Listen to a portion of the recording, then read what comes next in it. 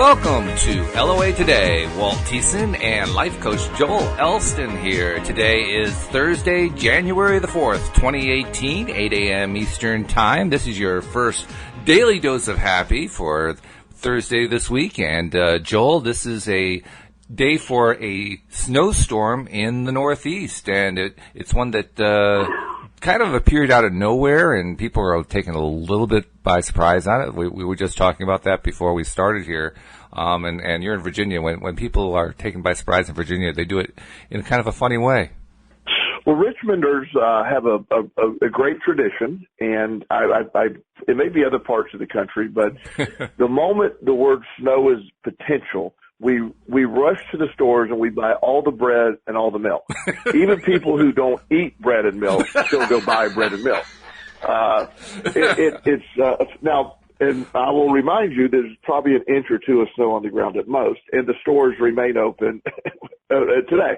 I'd get a kick out of the almost this conditioned response of we need bread and milk, and I have a friend who truly is doesn't eat gluten and is a vegan and buys bread and milk.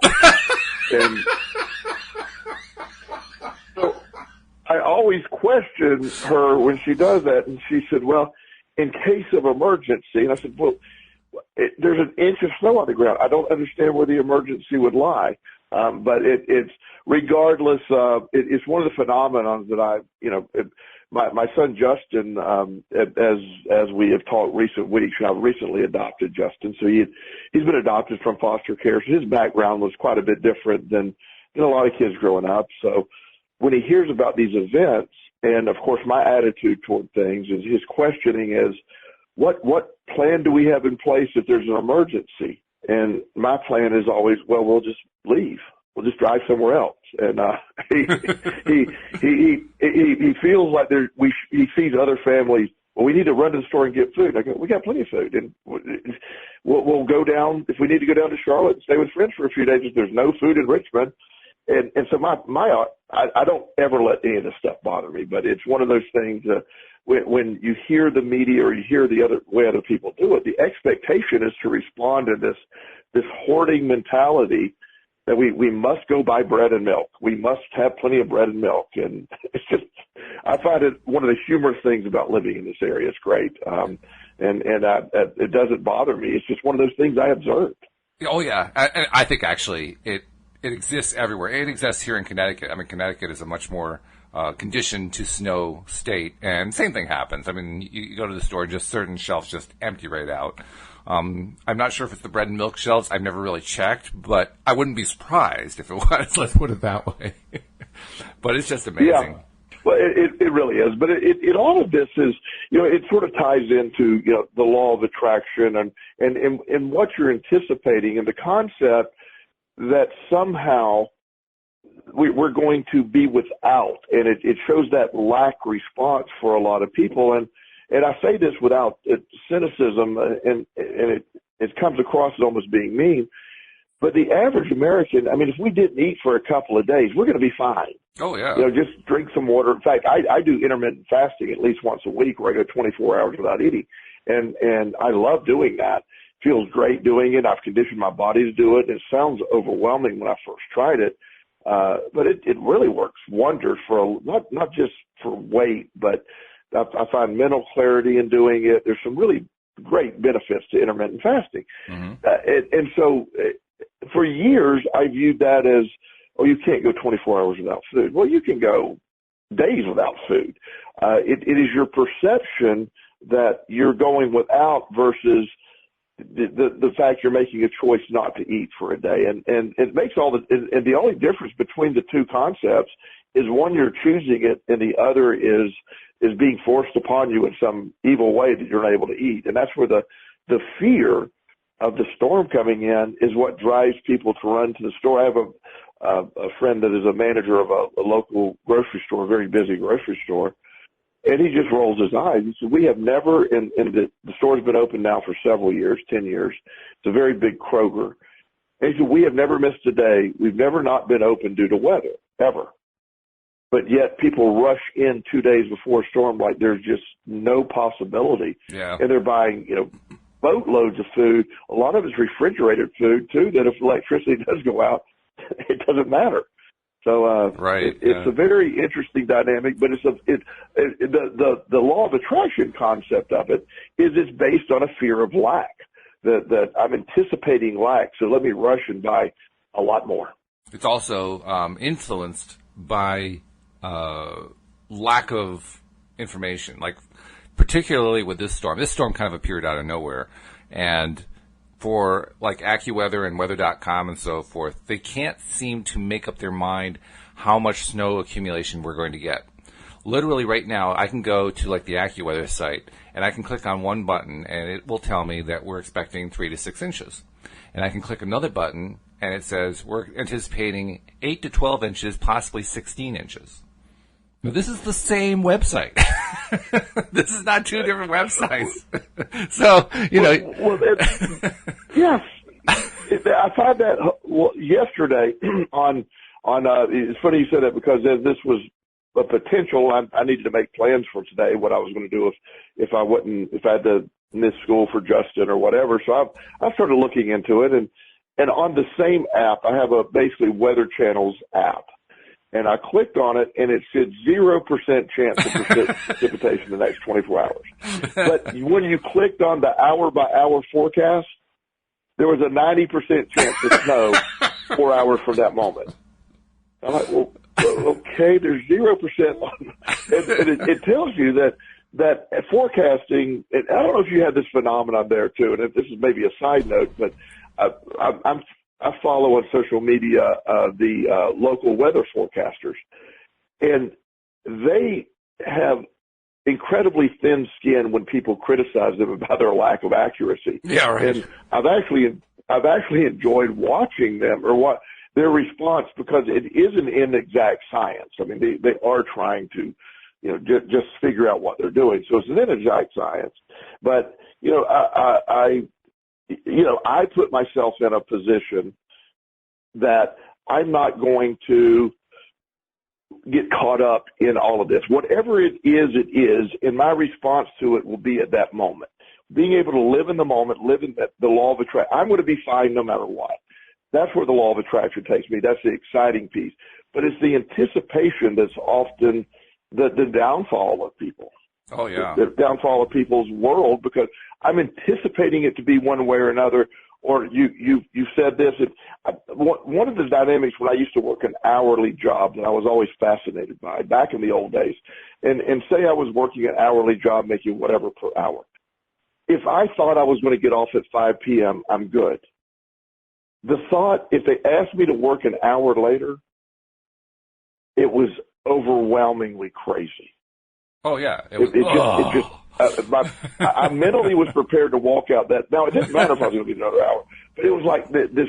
I had prepared myself to be there. I didn't want to be there in the first place, much less be there an hour later. Right. But it made I had already conditioned my thought process to that, and that extra hour just seemed like it was in the big scheme of things, who cares? But it's just we condition ourselves to expectations. It's true. And, in fact, that ties in with the topic that I selected for today, because not only does it tie into that, it ties into something that you and I have engaged in for a few years now.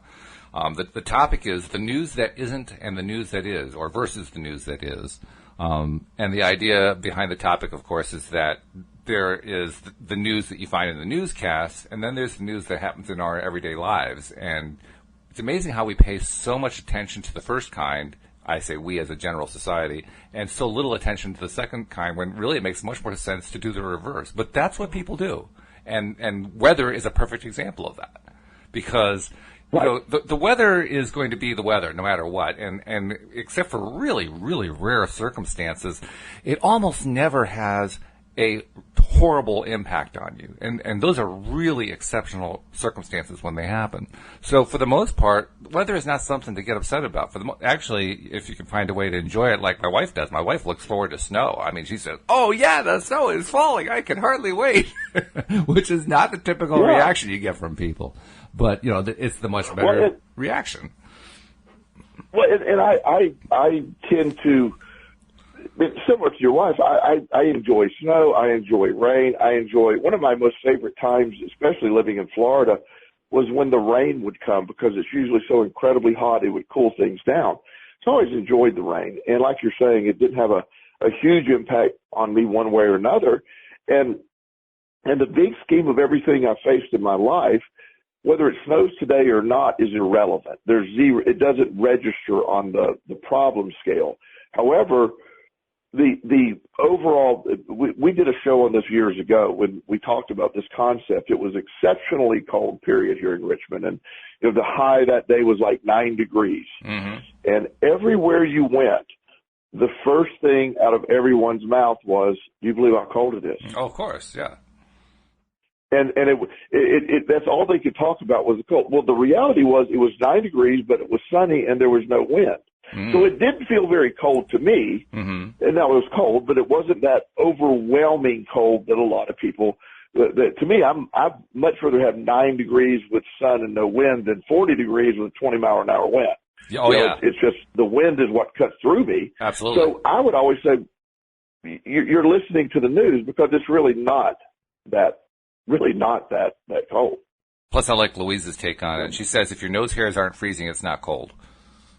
It's not, yeah. I love that. That's sort of my view.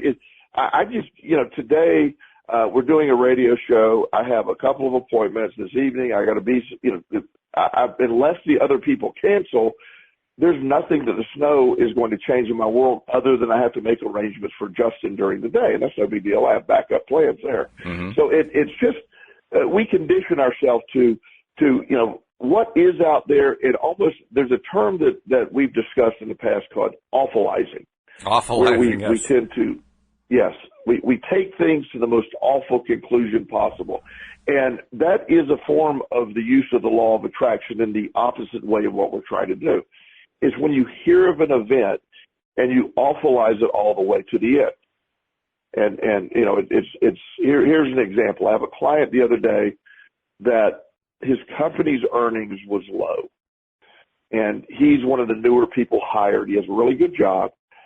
And we were meeting, and he said, I just saw where our performance was down 2% from last year, and they're talking about layoffs. And he said, I don't want to lose my house. And I said, so you're going from a great year where you made good money and you're a good performer to you're going to lose your house because earnings was down 2%? That's a form of awfulizing. And, yes. And awfulizing is a tool to almost attract what you're fearing the most. And versus his concept, which we helped adjust his attitude for that day with, I performed very well. I have produced so much more than my salary was paid. I will be one of the ones they keep if there are layoffs, but it's very unlikely because it's only one bad quarter. And let's look further to the future of being a high performing quarter. And it's about that. That's how you can look at news. Every news story has two sides to it. But as we've discussed a million times, what sells is the most awfulized version of that story. Now, I have to parenthetically state for those listeners who might be newer listeners, Joel actually initiated, and I kind of followed his lead about a year and a half ago, something like that, of just going on into a news blackout, which basically means not paying any attention to the news at all. And it's a little bit daring to do it, but, I mean, first of all, Joel, do you have any idea what's going on in the news right now? No idea. I really don't. I know there's snow. There's snow, that's right. And how has that adversely affected your life, the fact that you don't have any idea what's going on in the news? It hasn't adversely affected at all. How has it positively affected me? I don't get caught up in the awfulization process that is the standard news. Well, what's wrong with you? So what it does for me is my world in my environment. I haven't got everything together for taxes, but I had a very good year financially last year. And I anticipate it as one of my better years. It's not my best year. And I'm anticipating this year being the same. It's not affected by the news. When people first hear the concept of cutting off the news, it's almost like it's anti-American or oh yeah, it's I like to stay informed. Well, what are you being informed about? The news programming that takes place is, and I'm sure it hasn't changed in the year and a half that I have been involved in the news. It depends on your source and the perspective on which they're presenting the so-called news. It's not something that is real news. It is something that it matches their narrative, so they report that side of it. And once you understand that, it makes it very difficult to watch the news because everything comes from a bias of trying to sell you on a concept. And years ago, the Weather Channel, one of the Weather Channel big shots, actually was caught on tape of saying, if we don't have a hurricane soon, we're going to go out of business. Nobody watches the Weather Channel generally unless there's weather attached to it. Nobody watches the news unless there's drama. In fact, I don't know if I can bring a sports analogy into this. We last Monday night, and I know you're not huge into this, but there was an incredible college football game, Georgia versus Oklahoma. It was one of the best games I've ever witnessed. And one of the stars of the game is the Heisman Trophy winner. His name's Baker Mayfield. Great kid, except he's very cocky, and he's reminiscent of behavior of Johnny Manziel a few years ago. Oh, okay. And Johnny Manziel is applied for, and he may be accepted to play in the Canadian Football League. Well, the Canadian Football League is successful into it, but it's not much relevance here. If Johnny Manziel goes to the Canadian Football League, we will pay so much attention to it because there's a side of us that wants to watch the train wreck of this young man's life, which involves all kinds of sad, addictive stories. And it will become very popular, and they'll make a lot of money on people almost anticipating this young man's downfall. And why I mentioned the Baker Mayfield case, I made the statement, in 3 years it'll probably be the Canadian Football League, Baker Mayfield against Johnny Manziel, because I anticipate they both will end up there and do very well, and they will have the opportunity to write their careers or fulfill the prophecy of the awfulizers that expect them to fall apart and destroy themselves. Right. And it's sad, but we will watch the train wrecks of life. Well, you will anyway. I won't actually. I watch different train wrecks. No. Like for instance, I mean, you have no idea what's going on in the news. I only peripherally have an idea what's going on in the news, and not because I feel like I have a dire need to find out what's in the news, but because I actually use the news as a way to get my jollies, which is really sick. but for instance, I mean, I usually just check headlines for like literally 5 to 10 seconds just to see if there's anything funny going on. Anything that just, tickles my funny bone. And the latest one that does tickle my funny bone, we all know President Trump is somebody who, he constantly puts out all this terrible negativity, all this horrible stuff going on, blah, blah, blah, blah, blah, blah, blah, constantly stirring up controversies and all that kind of thing. And you don't have to watch the news to know that. You just know it. It's out there, right? Well, this guy who was part of his campaign, and then ended up getting fired after the administration took off, Steve Bannon, has since come out with a book, or he's coming out with a book, I'm not sure which it is, in which he absolutely trashes the Trump administration and calls Trump a traitor and members of his staff traitors and so forth. And I'm thinking, wow, this is like full circle. This is true LOA. I mean, he's putting out all this junk and now he's getting the junk back. I mean, that's funny no matter how you look at it, I think. So, I mean, is that healthy to look at that? Probably not, but at least it makes me laugh, and laughter is good for you, Well, absolutely. And when I say turning off, the reason that I personally have turned off the news is I would find myself feeling the anxiety of what was being presented as things were falling apart. When you, one of the big things, I don't know, the last time I was watching the news was there was all this stuff coming about. I actually stopped watching the news before President Trump became president. It was the campaign that actually helped me stop watching the news. Oh yeah, it helped me too. and so over that time, but I would see where this country was, objecting to this or this, and I would find myself on a subconscious level, like being frustrated with whatever the candidates were saying, or the fear of the future. And the reality is, nothing changes for me. If I go back in my history, when I got into recovery in 1995, I think that was in the middle of Bill Clinton's presidency. Mm-hmm, right. I am not a fan of any of our presidents. I'm more of a libertarian. I don't think any of them really have been really good. However, when I quit gambling my personal responsibility, when I stopped gambling all my money away, my personal economy improved greatly. It didn't really matter who the president was. Right. And since that point in time, I have been through George W. Bush, and then we have flipped over, and then we went through President Obama, and now we're on President Trump. Well, each year my personal economy has gotten better regardless of the rules and regardless of who was president. Mm-hmm. It had nothing to do with them. It had everything to do with me. Right. And one of the things that we've lightly touched on in the past, and it's really a focus that I'm trying to help people see, the law of attraction is, we say almost every week, is emotionless. However, it actually is pretty hardcore because it puts responsibility on you. Yes. The law of attraction, it is the exact opposite narrative of, well, this isn't your fault because of it. No, the law of attraction tells you, yeah, it is your fault. You invited what you're getting. It's what you're thinking about, and it's what you're bringing about. That's what you're fearing is what you're inviting. The old saying that, what you worry about is is similar to praying for what you don't want.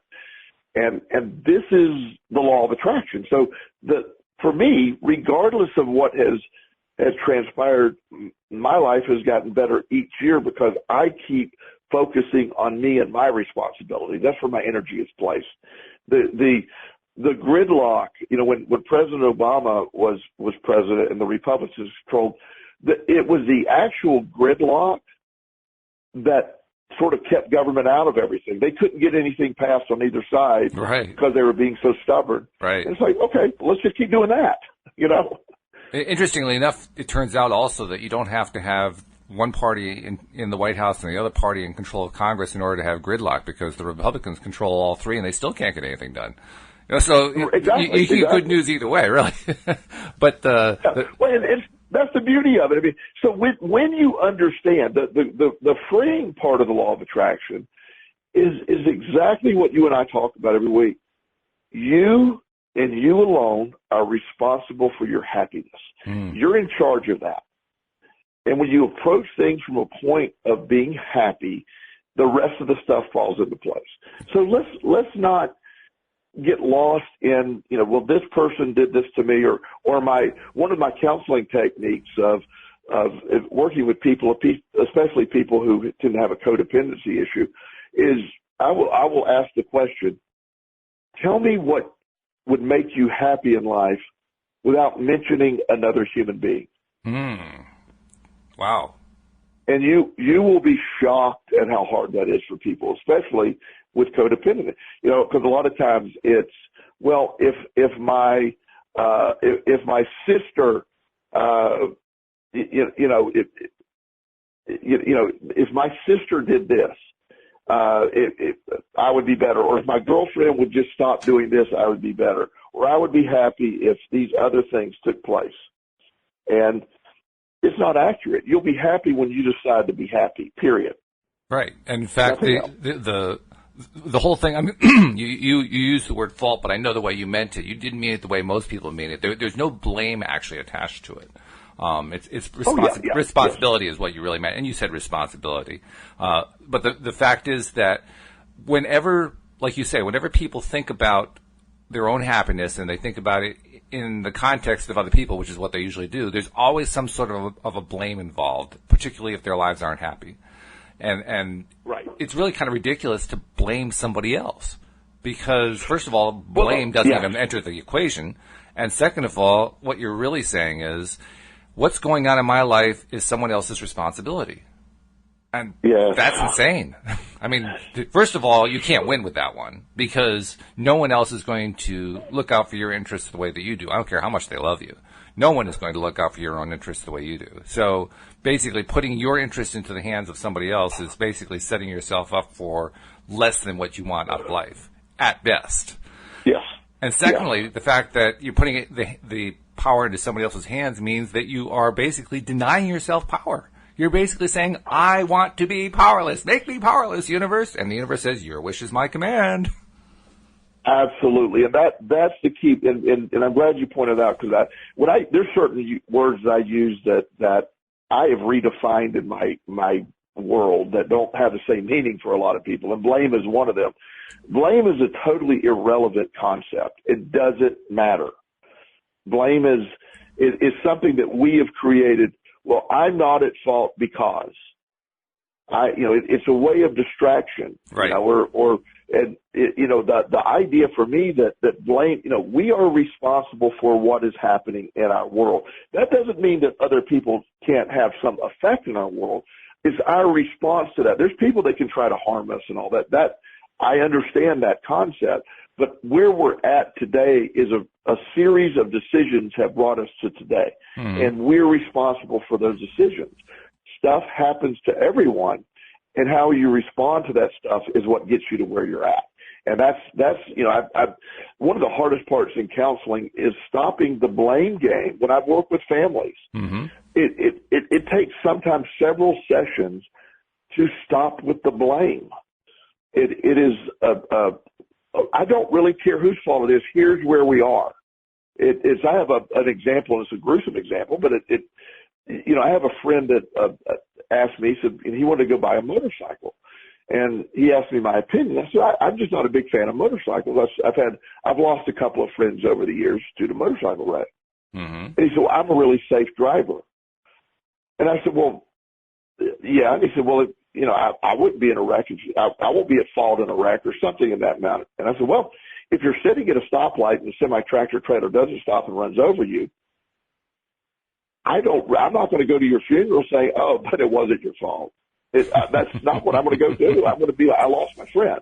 So if you're asking me as far as safety goes, I'm not a big fan of motorcycles. It's a personal thing for me. You're going to make your own decision, but let's not look at that. Let's not look at what happens is what happens. Blame is a sort of a concept that developed really over the last several years of, when I say last century or so. In my mind, blame has become more and more of a thing. Well, this person isn't responsible because we're going to blame someone else. And ultimately, that's what news is about. The news is about finding somebody to blame when you think about it. Right. Because that's what really the attraction is. Oh, these terrible things are happening. Who can we blame for it? Because if you can blame somebody else, then you aren't focusing on your own missteps, your own responsibilities. Yes, and that becomes it. The beautiful happiness that comes from all of it is no one on this planet can make you happy but you. That's right. Once you accept that basic concept, that not when you get the next job, not when you get the next, you become happy where you're at, and then you open the door for other things to happen. As long as you are not happy or feeling unhappy or unfulfilled because you're waiting for another person or situation to evolve, that's where people get stuck for a long time. And by the way, your lover, your spouse, your significant other, they can't make you happy either. We talk like they can. I mean, how many people talk about how, she really makes me happy or he really makes me happy? No, that's not what's happening. You're allowing yourself to be happy. Yes. And that's the answer, Walt. That's the answer to the beginning of the law of attraction. That's where what we allow is what we allow. Well, if my son would just stop using drugs, I hear that one a lot. My life would be perfect. Yeah. And okay. Well, first of all, your son's using drugs. It's out of your control. So why don't you instantly become happy if that's the case? Which is grounds for freaking out in many people's minds. Oh my God! What do you mean it's outside of my control? Yeah. Oh, one of my jokes that I will say often, and especially with the helicopter moms, or generally moms in general, especially their kids are dealing with addiction, is I have the lady that not too long ago I'm just thinking about, and she comes to mind. I spent 20 minutes explaining to her how your son is going to have to do this on his own. He's going to have to figure this out. You've got to stop trying to make him go to meetings. He's got to want to go to meetings. All the stuff that we wanted to put in place, you know.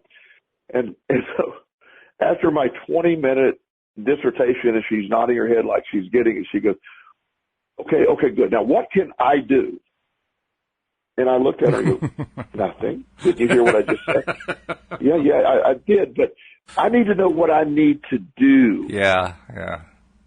And I, once again, I said, nothing. And she said, I don't think you're understanding my question. What can I do?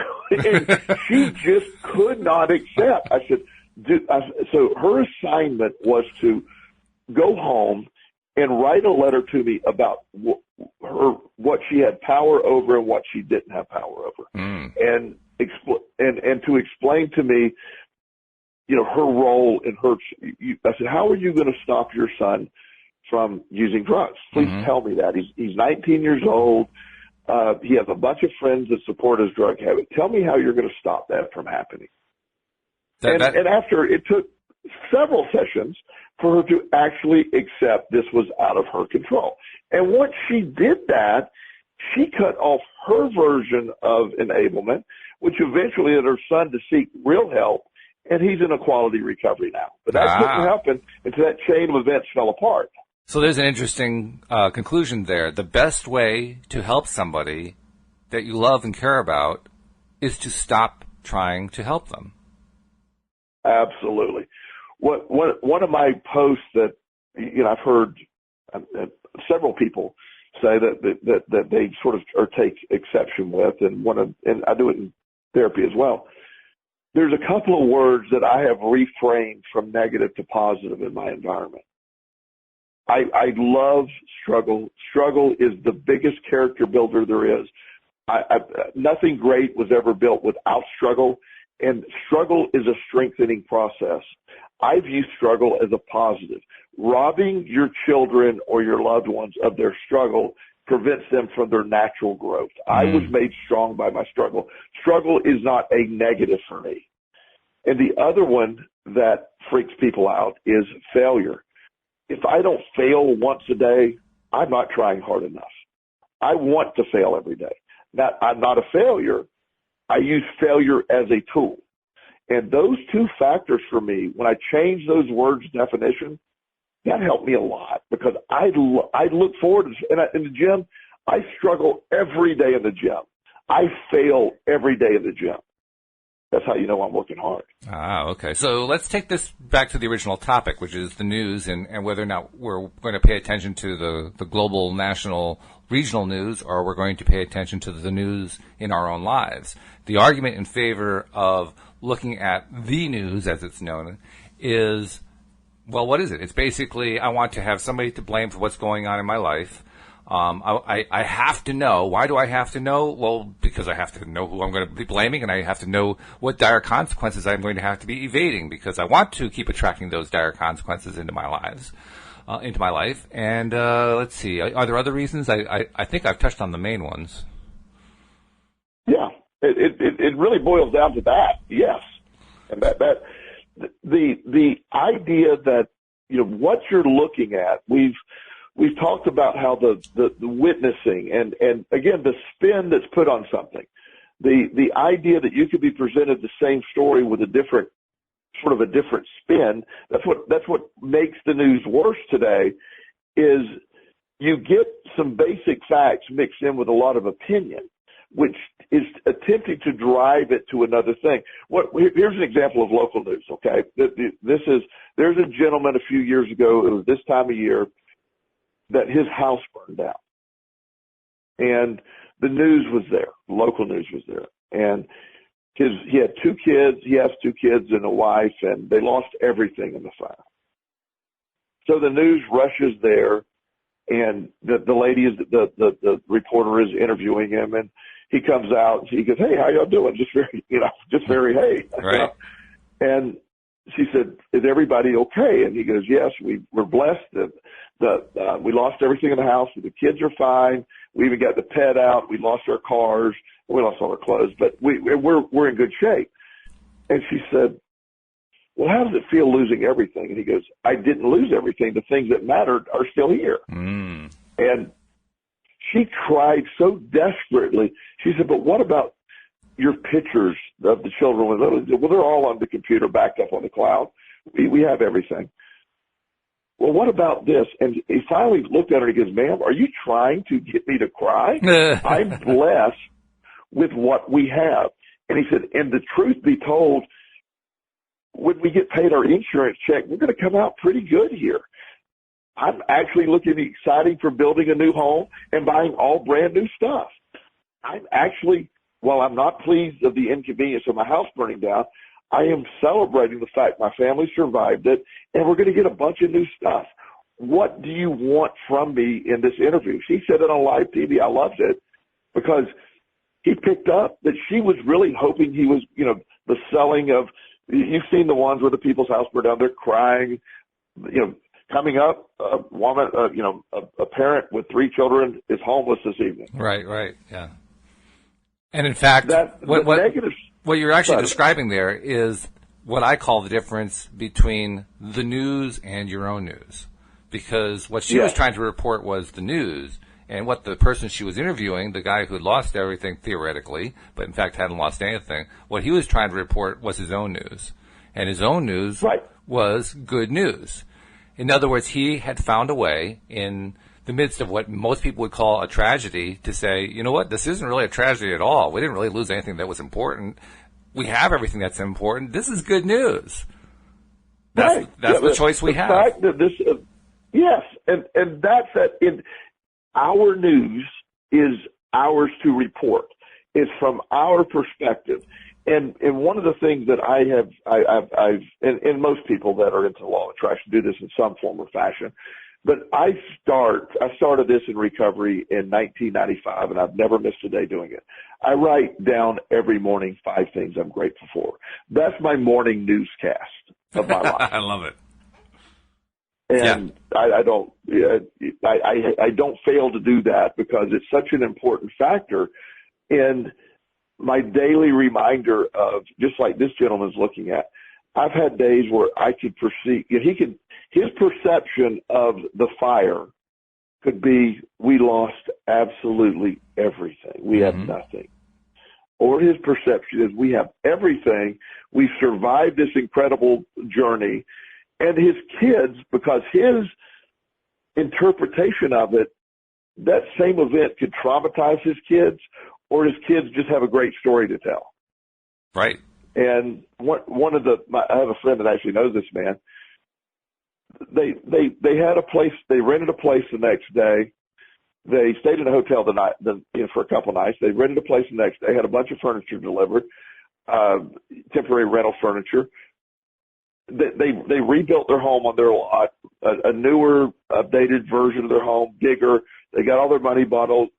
If anything, they got a new car. They got new everything based on that event. So they truly turned it into a moment of, we're fine. We had smoke detectors. We took precautions. We were where we needed to be. Nothing happened. That same news, 2 stories out of the same event. And it's our reporting of our own news. And as we said, Walt, you are in charge of the spin of your own news. That's right. It's beautiful. And in fact, it's not just the spin of it, it's the fact that you're in control of it. I like the fact that you use your daily affirmations as a way of doing your own newscast. For us, I like listening to my own news in the evening rather than doing the morning news. So Louise and I will finish the day up and we'll say, so what are 3 good things that happened in your life? And then the other person will say, okay, well, what are 3 good things that happened in your life? And between the 2 of us, we're coming up with 6 good things that happened that day.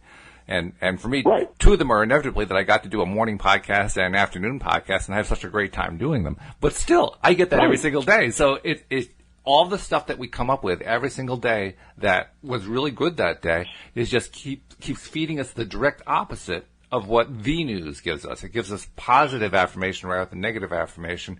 It gives us positive information rather than negative information. It gives us empowering information rather than disempowering information.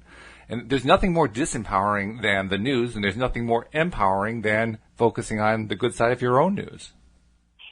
That's so accurate, and that's where our answers lie. That's where all of this comes together for us, of understanding exactly what you're saying. I am in charge of my news, and I get to write the script for it, and then the universe, through the law of attraction, will fill in the void to match that version. I view myself as living in a great abundance. I'm happy. I get up every day. I love my life. That's my news every day. Mm-hmm.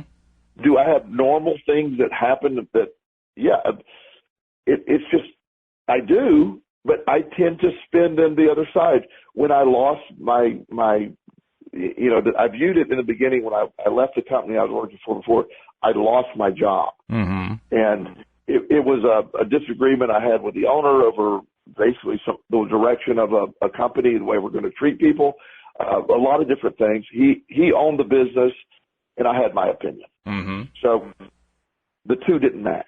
Right. Well, if I would have not left that company, I would have never achieved what I've achieved. That is one of the great retroactive newscasts of my life is I can go back to that day and report the greatest news in the last 5 years is you losing this job. Yeah. Now, the day that happened, it wasn't the greatest news. There was some, while I had a positive spin on it, there was some uncertainty. And now I'm like, oh my goodness, I can't imagine doing that. With the last company that I worked for, I took a job with a local addiction center here. They do incredibly good work. But I quickly realized before I got caught up into the corporate side of things and not being able to work with people on a daily basis the way I want to, while I still have involvement, I stepped away greatly from, I stepped down from my corporate position because that isn't what I wanted to do. Mm-hmm. But my day, it wasn't about money. It was about what I was feeling. My daily newscast reminded me of that. Yes. When for years, since I left the other job, Walt, and we talked, I get up every day excited about my day. I really do. There's people probably rolling their eyes going, yes, sure, I'm sure you do. I really get up excited about the day. And I make myself, I get up and I consider myself launching myself every day. I go take care of stuff and get going. When I realized I was dragging going to work at this place that I worked at for a short time, I don't want to do this. The first thought I had of that, I'm not doing this. Not doing it. I'm not going to go through that. We worked out really, the owners were very, very, very open to my concepts. They said, thank you for letting us know. We're glad, please stay involved. We want to do referrals. But we left on incredibly good terms. But I wasn't going to ever spend another day going to do what I dreaded to do. I don't do that anymore. And so my daily newscast helped me see that. When I'd wake up, I got to go to work today. No, I don't got to go do that. I get to go do that. Every other day is I get to go do it. On a day that I got to go do it, I got to reevaluate. That's the value of doing that on a daily basis. Well, I know you can remember early on when we were doing our podcast together, right after you came on board and for a few months afterward, I would express envy to you that you were able to wake up every day and feel like this is a great day. And I was saying, I want to be there. Well, I can now tell you I'm there. I've gotten there. Awesome. And there's two pieces that I want to convey to people about that. The first is if I can get there, you can get there too. Anyone can get there. You just have to be persistent and stick to trying to find the good side of stuff and focus only on that side, just the way Joel was describing. If you do that, it actually does work. You really do get there. And the second thing that I want to point out is once you start to get there, not even having gotten there fully, once you just start to get there, all of a sudden, it's like there's this great big exhale of relief. Like, oh, God, yeah. thank goodness I don't have to be in that space anymore. And yes, I still put myself there sometimes, but I'm really looking forward to the day when I don't put myself there at all. And that day comes. And when it comes, it's like, oh, what the heck took me so long? Well, that's the thing that is frustrating. Of all the time that we spend worrying, or all the time that we have allowed ourselves to go out there in those negative states, and all the stuff that we tend to do as human beings, when you get to this place of wow, this is what it could be like, wake up and say, it is. You get to do this. You and you alone are in charge of that. That becomes the $1 million answer, is you are in charge. It isn't somebody else giving you an opportunity. You make your own opportunity. And when you're empowered with that, the power is equally as scary as it is exciting in the beginning. Mm-hmm. Right, because we're not used to it. It's uncomfortable. Yeah, it's uncomfortable. We're not used to it. It's not what we're normally into. In fact, I was watching an Abraham Hicks workshop on YouTube just the other day, or at least a piece of it. And in that workshop, they have that hot seat. Abraham invites one of the members of the audience to come down and interact directly. And the woman's in the hot seat, and you could just see practically her life experiences passing over her face as she's trying to figure out how to express what it is she wants to express. And she's literally in agony. You could just see it. And she starts off by saying something like, I want to talk a bit about my family. And then she's going through more gyrations, and her face is like, oh, she's just trying to deal with this thing. And Abraham broke the ice beautifully by saying, you mean how families are overrated? And as soon as Abraham said that, she just broke down. She just started to laugh, and she's waffling back and forth between laughing at it and trying to get back into the realm of, feeling antsy and not feeling comfortable with it, and then laughing at it. And the audience, of course, is laughing. And she's just gyrating back and forth between these two entirely different states. It was really funny to watch. And it shows just how we set ourselves up. And it also shows just how much power we have to keep ourselves from setting ourselves up. Yes.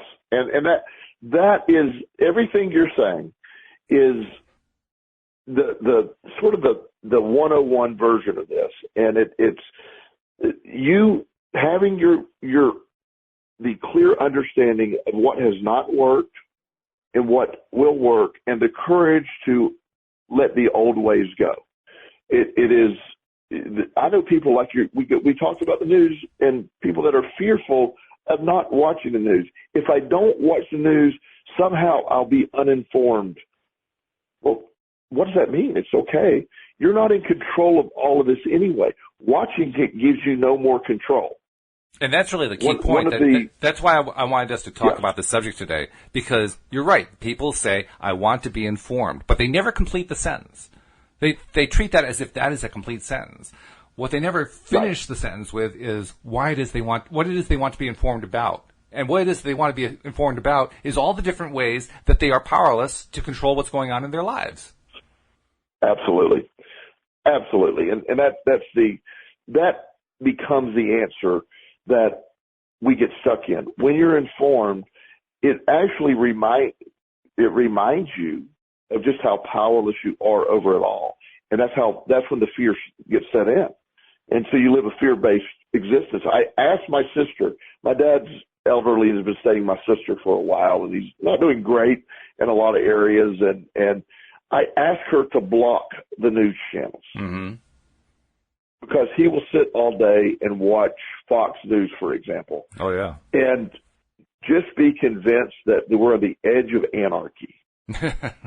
And in reality, I'm like, oh, Dad, just turn it off, buddy. You're 90. You're none of this is even relevant. I want you to eat a bowl of ice cream today. I want you to enjoy life.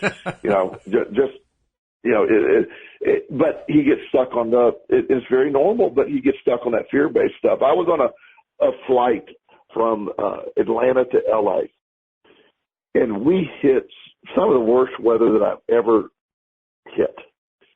And there's a lady next to me, and she was clearly in distress during this flight. And I'm reading this book, and she'd make these sighs, and she's holding on as hard as she could. And at one point, we probably dropped, there's nothing in a flight, we probably dropped 500 feet. Yeah. It was a pretty steep drop.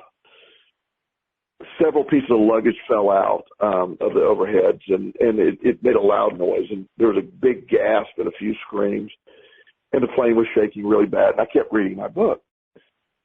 And she looked at me, and she said, "How can you be so calm?" And I said, one or two things is going to happen. Either we're going to make it to L.A., or we're going to crash into the ground and I will die. And if that happens, I want to get as far in this book as I can before that happens. And all of it is out of my control. And she looked at me. She gave me a look like, wow. I mean, she thought that was just the most irrational thought process in the world. Well, clearly, we made it to L.A. Yes. And while it was a bad flight, we got there. And so and knowing what the incredible force these planes can handle and all that, in reality, while it's uncomfortable for the passengers, it's not. Look what fighter pilots do. I mean, they're doing crazy stuff. We're maintaining this. It's no big deal. It's just our perception. And she was dying a million little deaths every time the plane would shake. And I'm like, that's your choice. The fear of it all is your choice. And it's woven into our daily newscast of what your perception of your life is. Mm-hmm. And like I said, when you do it at the beginning of the day, at the end of the day, preferably do it at both times. Have a morning newscast and a night newscast. Definitely better. Here's what's happening. Here's our reality. Here's my news. I choose it. I get to put my spin on it. And none of it has to do with any political stuff. And all of that's irrelevant because it's out of your control. Focus on your stuff and where your power is. Apply your energy. Make your world happy by believing your world's happy. And it all falls into place. And it sounds so simple, and on some level it really is, but it's almost too simple because we want to overthink it. When I run into people like that passenger, and I actually have not flown in a while, so it's not specifically that kind of event, but any situation where I see somebody or I'm aware of somebody, and maybe it's online, I'm in contact with somebody who is really stressed out about something. They're just not feeling good. They're feeling fearful, whatever. One of the things that I have been trying to get myself to say in one form or another, I always phrase it differently, is why do you insist on focusing on what makes you miserable? And the reason I like to do that is it stops people, because now all of a sudden they have to defend this position that they're in, where that they put themselves in, where they're getting all upset about stuff. And I guess what I usually get back is something that basically rephrases, well, this terrible thing is going on. And again, I say, well, okay, terrible thing going on. Why do you keep focusing on the terrible thing going on? I mean, there's nothing else? Yeah. Yeah. and you see them spinning their wheels as they're trying to figure out, well, how do I address that? What's wrong with you? You should be focusing on the terrible thing that's going on. And I'm saying, why? What's the benefit? What do you get out of it? Well, that strategy you're talking about, and I use it frequently when, I did this last week one time. This young man called me and we're setting up our appointment, and he said, my situation's hopeless, and after about 15 minutes, I said, it's hopeless. I said, I'm sorry, I can't help you. I just hung up. So, it sounds so cruel too. I was going to call him back if he didn't call me back, but he immediately called back and goes, no, I didn't mean it's helpless. I just meant I'm going to need help doing that. I go, oh, okay, well, that's an entirely different story. And so he had to actually, as you say, defend or almost apologize for the position, because he knew reality wasn't that way, but he took it to the awful extent. And we had a very good first session. He laughed about it. He goes, I didn't know when you hung up, I thought, oh my God, maybe it is hopeless. And I got to really get busy. But by sort of disarming him with that strategy, it made all the difference. It really did. It made all the difference. And that's the $1 million answer here is when we're out fighting these battles sometimes, when you almost present, people can do this, when you think, okay, boy, this is the worst case scenario. Is it really the worst case scenario? I mean, let's really be honest. Is it the worst case scenario? I laughed. I don't know if you're following, but I saw a Facebook post of a friend of mine that lives in Oregon, and Oregon is pumping their own gas now, and it is making some hilarious responses because people in Oregon are fearful that they've been told for years that pumping your own gas is very dangerous, and that's why it was a law that they had to have trained professionals to pump their own gas. Well, he had a list of just comments from people like people are like, well, we're gonna, the number of deaths from pumping your own gas is going to skyrocket. People, when they get out to pump their gas, people are there to stab people and just really ridiculous reasons of not to pump your own gas. And I laughed. I said, you can take something like the rest of the country just takes for granted. I don't think there's any place around me that even pumps gas for you anymore. So, it's just this idea that we can take any scenario and awfulize it, or we can take any scenario and maximize it. And that's the answer. That's the good news of today is you're in charge of your own newscast. You and you alone can make this happen. You get to choose what today was. No matter what we face, no matter what we have to deal with, it's ours to view how we choose it. And once you choose that side of it's good, the law of attraction has no option but to respond with an equal vibration toward that. It can't.